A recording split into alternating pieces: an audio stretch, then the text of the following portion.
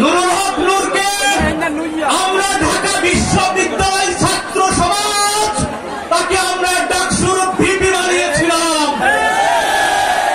আমরা পটুয়াখালীবাসীর উদ্দেশ্য বলে দিতে চাই, আপনাদের দায়িত্ব এই ভিপি নূরকে এমপি বানানো।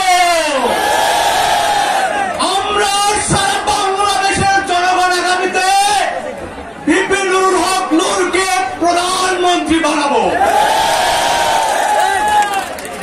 রিমান্ডে নির্যাতনে যে ব্যক্তি সোজা হয়ে দাঁড়াতে পারে না, হাতে হাত করা পড়া অবস্থায় ভিপি নুরুল হক নূর বলেছিল স্বৈরাচার হাসিনা সরকারের 90% পতন হয়ে গেছে, আর মাত্র 10% পতন ঘটাতে হবে।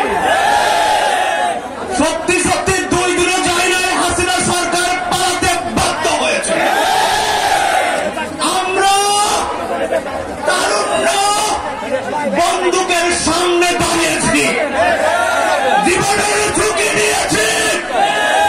আমরা গত 16 বছরের ফ্যাসিস্ট মাফিয়া চোদ্দদানব হাসিনা সরকারকে পতন করি। আমরা দেখেছি গত 16 বছরে এই হাসিনা সরকার ওই দিল্লির দাসত্ব করেছে। আমরা বলে দিতে চাই, আমরা এই পিন্ডির জিঞ্জির ভেঙেছি দিল্লির দাসত্ব করার জন্য নয়। যে ভারত আমাদেরকে পানিতে ডুবিয়ে মারে, সীমান্তে গুলি করে পাখির মতো হত্যা করে, সেই ভারতের সাথে কোন বন্ধুত্ব হতে পারে না।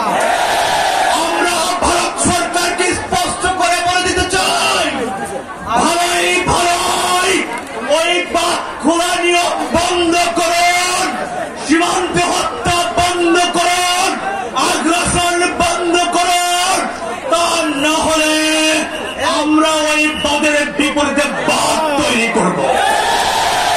আমরা ওই বিএসএফ